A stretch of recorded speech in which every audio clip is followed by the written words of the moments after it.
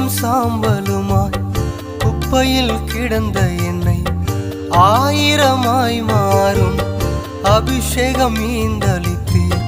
தூசியும் சாம்பலுமாய் குப்பையில் கிடந்த என்னை ஆயிரமாய் மாறும் அபிஷேகம் ஈந்தளித்தீர்.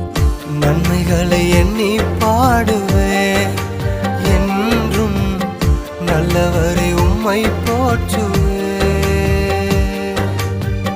நன்மைகளை எண்ணி பாடுவேன் என்றும், நல்லவரை உம்மை போற்றுவேன். என்னை நீர் அறிந்தவர், என் உள்ளம் புரிந்தவர், என்னை நீர்